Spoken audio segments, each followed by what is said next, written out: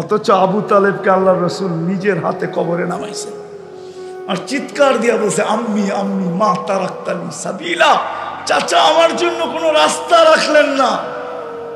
বলছিলাম কলেমা পড়েন, পড়েন নাই। ঠোঁট হেলাইতে বলছিলাম, হেলান নাই। যদি আপনি চুপও থাকতেন, কিচ্ছু না বলতেন, তাইলেও হয়তো একটা সুযোগ হইতো। আপনি সর্বশেষ একটা চিৎকার দিলেন, আলা মিল্লাতি আব্দুল মুত্তালেব। আব্দুল মুত্তালেবের ধর্মের উপরে চলে যেতেছে। কালীগঞ্জের মানুষ, আমি দুইবার আম্মা জানের কবর দেখছি। আমার চোখে দেখা জিনিস আমাকে অনেক কাঁদায়। আবু তালেবের অনেক কিছু আমাকে কাঁদায় মক্কা গেলে। হায় আবু তালেব, 44টা বৎসর বুকের ভিতরে রাখা তুমি পারলে দুজাহানের বাদশাকে, যার পিঠের ছোঁয়া লাগলে ভাগ্য খোলে, যাকে কাছ থেকে দেখলে ভাগ্য খোলে। আল্লাহ রসুল ঘুমায় আছে, গাছ দূরে দাঁড়ানো, মানুষের মতো হাঁটতে হাঁটতে এসে মাথার কাছে দাঁড়াইছে, আবার নিজের জায়গায় লেগে গেছে। ঘুমের থেকে যখন উঠছে তো জাবের রাদিয়াল্লাহু তাআলা আনহু বলছে, ইয়া রাসূলুল্লাহ, কি জাদু দেখলাম, এত জাদুকেও হার মানায়। বলছে সেটা কি? গাছ তো মানুষের মতো হাঁটতে হাঁটতে আসলো, মাথার কাছে দাঁড়াইলো, আবার নিজের জায়গায় লেগে গেল। বুঝার কোনো ক্ষমতাই নাই যে ও এখান থেকে উঠছিল। আল্লাহ রাসূল হাসতেছে আর বলতেছে, ও দূর থেকে দেখতেছিল, মন ভরতে ছিল না। তা আল্লাহর কাছে দোয়া করছে, আল্লাহ একটু কাছে যায় দেখতে দেন না। ওই রসুল, ওই রসুল জীবিত দশায় তো জীবিত দশায়। আজকেও যদি কেউ স্বপ্নে, আমার ঈমান, আমার বিশ্বাস, আজকেও যদি আল্লাহর রসুল তার মুখে লালা কারো কোনো জায়গায় লাগায়া দেয়, আমার বিশ্বাস জান্নাতের ভিতরে ওই সুঘ্রাণ উঠতে থাকবে। কেননা এটা দলিল। আসেম রহমতুল্লাহ আলাইহি মদিনা মুনাওয়ারার ইমাম ছিলেন। উনি যখন কেরাত পড়তেন তো মনে হইতো কে জানি সুঘ্রাণের ঢেউ খেলাইতেছে। সারা মসজিদে নববী কেন, পুরা মদিনার ভিতরে যত দূর যাইতে পারে সুঘ্রাণ আর সুঘ্রাণ। যখন কথা বলতেন তখন সুঘ্রাণ, ছাত্র পড়াইতেন তো সুঘ্রাণ। সবাই জিজ্ঞেস করছে, আসেম মুখে কি রাখো? মুখ খুলতে দেরি, তুফানের মতো সুঘ্রাণ বাহির হইতে দেরি হয় না। বলছে বলার ছিল না, বাধ্য করতেছো এই জন্য বলতেছি। বলছে সেটা কি? ওনার পড়া খুব সুন্দর ছিল যে আল্লাহ রসুল স্বপ্নে আসছেন দুই সাথীকে নিয়ে, আবু বকর আর ওমর রাদিয়াল্লাহু তাআলা আনহুকে নিয়ে। আর আয়েশা বলছে, আসেম একটু কোরআন শোনাও না, তোমার কোরআন বড় সুন্দর। বলছি, ইয়া রাসূলুল্লাহ আপনাকে শোনাবো? বলছে শোনাও। যখন আমি কোরআন শুনানি শেষ করছি, আল্লাহ রসুল বলছে হা করো, জিব্বা বাহির করো। আমি জিব্বা বাহির করছি। আল্লাহ রসুল মুখের লালা আমার জিব্বায় লাগায় দিচ্ছেন। ওই থেকে সুঘ্রাণ বাহির, ওই থেকে সুঘ্রাণ, ওই থেকে কি সুঘ্রাণ বাহির হয়, ওই থেকে আমার মুখ দিয়ে। তাহলে তার জীবিত দশায় কিরকম ঘ্রাণ ছিল ওই রসুল। আবু তালেবের কবর আমাকে এখনো কাঁদায়, তার স্মৃতি আমাকে এখনো, আমি মক্কায় গেলে কাঁদে, মনে বড় আঘাত লাগে। মনকে বুঝাইতে পারি না, দুনিয়ার কোনো পরিচয় চলবে না, পজিশন চলবে না। রব্বে কাবার কসম যদি চলতো, আমি প্রথমেই বলছিলাম ফেরাউনের বাড়ির কিতদাসীর কবর আমাকে কাঁদাইছে। ওই কবর আমি চিনি, আমি গিয়ে আসছি কবরে। জর্ডান আর মিশরের বর্ডারে আছে, প্রতিদিন হাজার হাজার মানুষ যায়। পুরা কবর প্যাক করা, শুধু একটা জায়গা দিয়ে একটু ছিদ্র আছে, ওটা দিয়ে যে সুঘ্রাণ বাহির হয়, হাজার হাজার মানুষের জন্য যথেষ্ট। ওই কবর কোনোদিন আমাকে কাঁদাইতো না। ফেরাউনের বাড়ির কিতদাসী, নাম ছিল মাস্তা, তার কবর থেকে সুঘ্রাণ। জিবরিল আলাইহিস সালামকে জিজ্ঞাসা করছে, আল্লাহ রসুল কতদিন বাহির হবে? কাইলা ইয়াউমিল কিয়ামা, কিয়ামত পর্যন্ত বাহির হতে থাকবে। এই জন্য কমসে কম দুটা জিনিসের নিয়ত আজকে করি। এক তো যে আজকের থেকে নামাজ কোনো অবস্থায় ছাড়ো, ওয়াদা পাক্কা বিলকুল। আরেকটা হলো আল্লাহ আমাদের জন্য সহজ করছেন। আর আমি তো সারা দুনিয়া ঘুরে বলতেছি, সেঞ্চুরি হইতে 1 রানের দরকার আছে, দোয়া করি আল্লাহ হায়াত দিলে কখনো সুবিধা মতে রান পিটায় নিয়ে, একটা পিটানের ইচ্ছা না, এক বলে ছক্কাই মারার ইচ্ছা, যাতে 100-এর বেশি হয়ে যায়। আমি সারা দুনিয়া ঘুরা বলতেছি বাংলাদেশের মতো সুযোগ কোথাও নাই। তৃতীয় যে জিনিস, যে নবী তো দুনিয়ার থেকে চলে গেছেন, আজকে 1434 বছর হয়ে গেছে। আমরা নবীজিকে কোত্থেকে পাবো, সাহাবাদেরকে কোত্থেকে পাবো? আল্লাহ ওই আয়াতের ভিতরেই বলে দিয়েছেন, উলিল আমরি মিনকুম। যখন আল্লাহর রসুল দুনিয়ার থেকে চলে যাবে, তো তোমরা আল্লাহর রসুলের আদর্শ কার কাছে শিখবে? তো আল্লাহ আমাদেরকে দিক দেখায় গেছেন। আজকে বাংলাদেশে কদমে কদমে কদমে কদমে আছে। বাংলার জমিনের মতো এরকম জমিন দুনিয়াতে নাই। আমি তো আমার দেশকে নিয়ে খুব গৌরব করি। এই জন্য দেখবেন মিডিয়াতে আমার কথা আছে, আমি 10 বছর ধরে চালাইতেছি। বাংলাদেশ নড়ে চড়ে পড়ে না। বিপর্যয়ের স্লোগান হয় বাংলাদেশ বিপর্যয়, ঘটে না, আর কোনোদিন ঘটবেও না। কয়েকদিন আগেই তো মুখার কথা হয়েছিল না, মুখা, মুখা চিনেন? মুখা, মুখা, ঠিক না? আমি বলি মুখা, মুখা চিনেন? বলতেছিল যে মুখা মারবো আমাগরে, ঠিক না? কিছু হয়েছে বাংলাদেশে? হ্যাঁ, কিছু হয়নি। 7.8 ভূমিকম্প বাংলাদেশে আসছে 2013-তে, ঠিক না? 31st নাইটের পরের দিন 50,000 লোক মারা গেল তুরস্কের মতো উন্নত দেশে। মিশায় রেখা গেল মাটির সাথে পুরা শহর। আমাদের দেশে কিচ্ছু হয় না। হয়েছে? 7.8 সমমানের ভূমিকম্প, কিচ্ছু হয় না, হবে না ইনশাআল্লাহ। আমি বুকের ভিতর থেকে বলতেছি, আমাদের দেশে কোনো বিপর্যয় হবে না। কেন, এই পরিবেশ তো আমি দুনিয়ার কোথাও পাই নাই। এই পরিবেশ দুনিয়ার কোথাও নাই। কম দুনিয়া তো আল্লাহ আমাকে দেখায় নাই।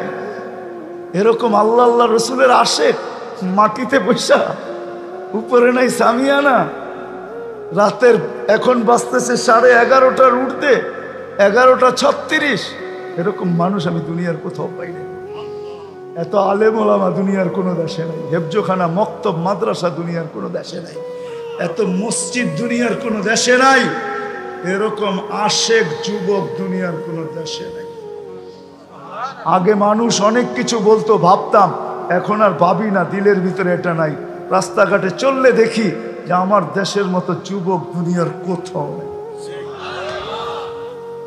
এত ভালো আমাদের দেশে সহজ। হক্কানি আলেম ওলামা আল্লাহ ওয়ালাদের কাছ থেকে এদের সাথে সংযুক্ত হই, নিজেকে কাছে এদেরকে ভালোবাসি। কারণ কি জানেন? আমি কারণও বলে দিতেছি, শেষ কারণ বলে দিতেছি। আচ্ছা, একটা উদাহরণ দিয়ে বুঝাইলে বুঝে আসবে। বাংলাদেশের সর্বকোর্ট থেকে যদি কোনো ব্যক্তির ফাঁসির আদেশ হয়, তাহলে ওর বাঁচার রাস্তা কিয়া থাকে? রাষ্ট্রপতি, ঠিক না? রাষ্ট্রপতির ক্ষমা, ঠিক না? হ্যাঁ, আচ্ছা, রাষ্ট্রপতির ক্ষমার ওইখানে কি কোনো সুপ্রিম কোর্ট চলে?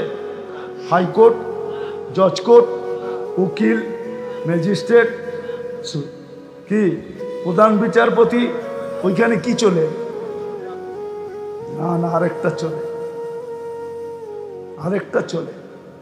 সেটা হলো রাষ্ট্রপতির কাছে সুপারিশ চলে। কেউ যদি কানে কানে সুপারিশ করে রাজি করাইতে পারে যে আপনি আদেশ পক্ষে দিবেন, বিরুদ্ধে না, সুপারিশ চলে, ঠিক না? ঘরোয়া সুপারিশ, অন্তরালের সুপারিশ, লুকায়িত সুপারিশ, আপনজনের সুপারিশ চলে, ঠিক না? আল্লাহ কিয়ামতের মাঠের মালিক, মালিক ইয়াউমিদ্দিন। আল্লাহ বলে ওই দিন কিচ্ছু চলবে না, ওই দিন চলবে সুপারিশ। আমি মালিক, সুপারিশ চলবে। আল্লাহ সুপারিশ কে করবে? কাল উলামা আশ-শুফাহা, হক্কানি আলেম আল্লাহ ওয়ালা, এরা সুপারিশই হয়ে আসবে কিয়ামতের দিন। এই জন্য আমাদেরকে উপরে মানুষ আঙ্গুল উঠায় যে আপনারা ডাক্তার বানান না, ইঞ্জিনিয়ার বানান না, এটা বানান না, সেটা বানান না। আমিও বলি কিচ্ছু বানাই না। কেননা সব জিনিস সবার প্রয়োজন হয় না। ডাক্তার সবার প্রয়োজন হয় না রুগী না হইলে, ইঞ্জিনিয়ার সবার প্রয়োজন হয় না বাড়ি টাড়ি না বানাইলে, এরকম হাজারো জিনিস আছে সবার প্রয়োজন হয় না, কিন্তু সুপারিশই কিয়ামতের দিন প্রত্যেক ব্যক্তির দরকার হবে। আমরা মাদ্রাসায় সুপারিশই বানাই, আর কিচ্ছু বানাই না। আমি তো বলি, আমি একটু আগে বলে আসছি মার্কাজে, মাধবদী মার্কাজে বলে আসছি আমি একটু আগে, যে আমার জাতি যদি হক্কানি আলেম ওলামা আল্লাহওয়ালাদের সাথে নিজেকে সংযুক্ত করার মতো করত, তাহলে আমি ভাগ করে দেখছি একজন আলেম 400 জনকে নিয়ে জান্নাতে যাবে, একজন হাফেজ 10 জনকে নিয়ে জান্নাতে যাবে। আমাদের দেশে কদাচিৎ ফ্যামিলি আছে যাদের সংখ্যা, ফ্যামিলি সংখ্যা 10 জনের 4 জন 5 জন আছে, মা বাবা আর 2টা সন্তান, মা বাবা 3টা সন্তান, মা বাবা 4 জন সন্তান, 10 জন আছে এরকম খুব কম। ছেলে যদি হাফেজ হইল, তাইলে সে পুরা ফ্যামিলিকে নিয়ে যাওয়ার পরেও বলবে আল্লাহ আমার কোটা পুরা হয় না, এখনো 2 জন বাকি আছে। তো আল্লাহ বলে যেই দেশতে মনে চায় টোকায়া পুরা কর। আলেমরা নিয়ে যাবে 400 জন। আমার হিসাব মতে আছে বাংলাদেশে যতজন মুসলমানের জনসংখ্যা, আমাদের ভাগে মাত্র 70 জন করে পড়ে, 70 জন। বামের থেকে আনতে হবে। এই জন্য দ্বিতীয় বলবো, প্রথম নামাজ ছাড়বো না, আর দ্বিতীয় হক্কানি ওলামা আল্লাহওয়ালাদের সাথে থাকবো। থাকবো পাক্কা? হ্যাঁ সত্য? নামান শেষ কথা। আপনি না থাকতে পারলে আপনার পায়ে আমি হাত রেখা বলি, রব্বে কাবার কসম, কোনোদিন আঙ্গুল উঠায় না, তাইলেও বেঁচে যাবে।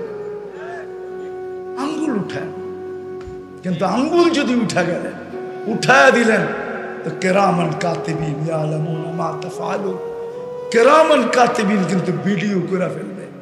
আপনি ভাবছেন ভিডিও আজকে আসছে? ভিডিও অনেক আগে আসছে।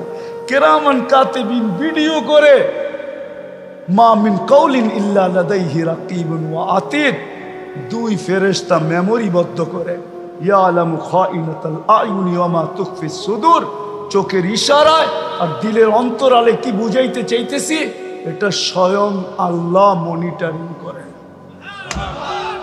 এই জন্য আলেম ওলামাদের সঙ্গে থাকবে। না পারি আঙ্গুল উঠাবো, এতটুকু যদি করতে পারি তাহলে ইনশাআল্লাহ আপনি কিয়ামতের দিন ফলাফল পাবেন। আল্লাহ আমাদেরকে আমল করার তৌফিক দান করেন। ওয়া আলাইনা ইল্লাল বালাগ। আল্লাহুম্মা লাকাল হামদ কামা ইয়ানবাগি লিজালালি ওয়াজহিক ওয়া আযীমি সুলতানিক। আল্লাহুম্মা লাকাল হামদ হামদান খালিদান মা খুলুদি দাইমান মা দাওয়ামিক লা মুনতাহা লাহু দুনা ইলমিক ওয়া লা মুনতাহা লাহু দুনা মাশিয়াতিক। আল্লাহুম্মা সাল্লি ওয়া সাল্লিম ওয়া বারিক আলা হাবিবিকা মুহাম্মদ কামা আনতা তুহিব্বু ওয়া তারদা। আল্লাহ বলার পর্ব ছিল শেষ, শোনার পর্ব ছিল শেষ, এখন চাওয়ার পর্ব। দুনিয়ার কারো কাছে না মালিক, আপনার মতো আল্লাহর কাছে, যিনি 99 পদের মালিক, যিনি অগণিত পদের মালিক। আমাদেরকে যা দিছেন ওটা বর্ণনা দিলে শেষ করা যাবে না। আল্লাহ সত্য তো এটাই, যদি কি দিছেন আল্লাহ এটা দিয়ে তো আপনি প্রমাণ দিছেন, আমাদেরকে চাওয়া ছাড়া কি দিছেন। আজকে সারা দুনিয়ার চোখের ডাক্তারকে যদি এই কালীগঞ্জবাসী ইনভাইট করে নিয়ে আসে আর সবাইকে যদি প্রশ্ন করে, শত শত বৎসর তোমাদের চোখের গবেষণা, বলো না গবেষণায় কতটুকু গেলে, তো চোখের ডাক্তার বলবে গবেষণা করতেছি বলতে পারবো, কিন্তু এটার সীমানা কোথায় তা জানি না। এক চোখে যদি এত নেয়ামত দিতে পারেন, তাহলে কত শরীরে কত নেয়ামত দিছেন।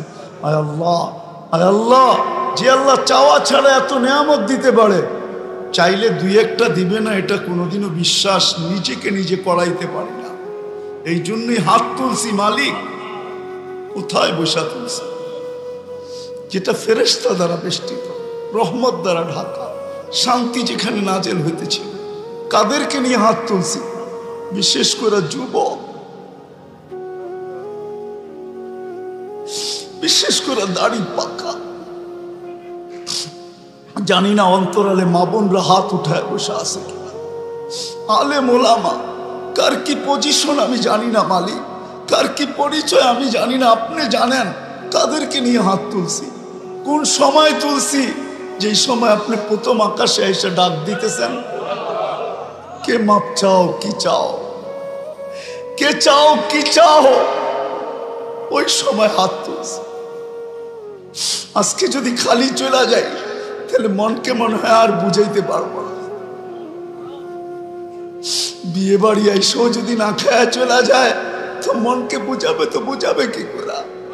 আমরাও মনকে বুঝাবো তো বুঝাবো কি করে? যেটা ফেরেশতা দ্বারা বেষ্টিত, যেটা রহমত দ্বারা ঢাকা, যেখানে শান্তি নাযিল হতেছিল। হায় আল্লাহ, ওই সময় যে সময় আপনি ডাকতেছেন, বিদায় বেশি কিছু চাবো না মালিক, এতটুকু তো চাবো যে আজকের আয়োজন কবুল হোক, আয়োজন কবুল হোক, আয়োজনকারীরা কবুল হোক, সাহায্য সহানুভূতিকারীরা কবুল হোক, শ্রোতা কবুল হোক, বক্তা কবুল হোক, এর উসিলে পুরা কালীগঞ্জ কবুল হোক। না, আমরা এটাও জানি মালিক, কবুলিয়ত বড় জিনিস। কবুল যদি না হইতো তাহলে আবু বকর কোনোদিন সিদ্দিক হতো না, ওমর কোনোদিন ফারুক হতো না, ওসমান কোনোদিন জিন্নুরাইন হতো না, আলী কোনোদিন মুর্তাদা হতো না। কবুলিয়ত যদি না হইতো তাহলে আশারায়ে মুবাশশারা হইতো না। কবুলিয়ত যদি না হইতো তাহলে সোয়া লক্ষ সাহাবায়ে কেরাম কুল্লুন ওয়াদাল্লাহুল হুসনা হইতো না। আজকে আমরা কিচ্ছু চাবো না, কবুলিয়ত চাবো। আয়োজন কবুল হোক, আয়োজনকারীরা কবুল, যাদের জন্য আয়োজন তাদেরকে কবুল করেন। শুধু ইনসান না, জিন্নাতকেও কবুল করেন। আয়োজন যাদের জন্য মালিক, খবরে রাখা আসছে। টেকনোলজি মঙ্গলের খবর নিতে পারে, কিন্তু 2.5 হাত মাটির নিচের খবর নেওয়া যায় না।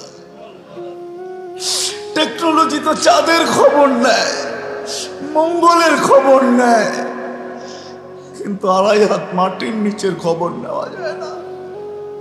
হায় আল্লাহ, হায় আল্লাহ, আপনি এদেরকে মাফ করে দেন, মাফ করে দেন, মাফ করে দেন। আমাদের আপনজন হোক আর না হোক, কালীগঞ্জের মাটির নিচে যারা শায়িত আছে, যারা বরাবর ঈমান নিয়ে সবাইকে মাফ করে দেন। এই মাহফিলের সাথে সংযুক্ত চাই শ্রোতা হোক, চাই বক্তা হোক, চাই আয়োজনকারী হোক, চাই সাহায্যকারী হোক, এদের আপনজন যারা কবরে চলে গেছে সবাইকে মাফ করে দেন।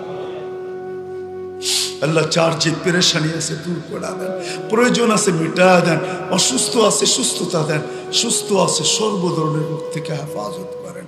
জটিল রোগে আমাদেরকে আক্রান্ত করেন না আল্লাহ। হার্টের দিয়েন না, কিডনির দিয়েন না, লিভারের দিয়েন না, ব্রেন স্ট্রোকের দিয়েন না, ডায়াবেটিসের দিয়েন না, ক্যান্সারের দিয়েন না। কাউকে দিয়া থাকলে কুদরত দ্বারা শেফা দিয়া দেন। এই মাহফিলকে তা কিয়ামত পর্যন্ত কায়েম আর দায়েম রাখেন। আয় আল্লাহ, সর্বশেষ এই যুবকদেরকে মদিনার সাহাবায়ে কেরামের জামানার যুবকদের মতো কবুল করেন। আমার জাতির যুবকদেরকে কবুল করেন। মা বোনদেরকে পর্দা নিশীন বানায় দেন। আল্লাহ, অনেকে দোয়ার দরখাস্ত করছে, অনেকে করতে চাইছে পারে না, হক রাখে। সবার জায়েজ তামান্নাকে পুরা করে দেন। বিশেষ করে এই মাহফিলের যে সভাপতি, উনি দোয়া চাইছেন আল্লাহ, ওনার মতো যত কারকুন আছে এই মাহফিলের সাথে যারাই সংযুক্ত, আল্লাহ সবার মনোবাঞ্ছনাকে আপনি পূর্ণ করে দেন। সর্বশেষ আল্লাহ, আমাদের দেশকে আপনি সর্ব ধরনের বিপর্যয়ের থেকে হেফাজত করেন, সর্ব ধরনের বিপর্যয়ের থেকে হেফাজত করেন, সর্ব ধরনের বিপর্যয়ের থেকে হেফাজত করেন, দুর্যোগ থেকে হেফাজত করেন। আমাদের দেশকে আপনি সুরক্ষিত করেন। যা চাইলাম তাও দেন, যা চাইতে পারলাম না তাও দেন। আমাদের মা বাবাকে মাফ করে দেন। ওসল্লাল্লাহু তাআলা আলা খায়রি খালকি মুহাম্মাদি ওয়া আলিহি ওয়া সাহবিহি আজমাইন বিরহমাতিকা ইয়া আরহামার রাহিমিন।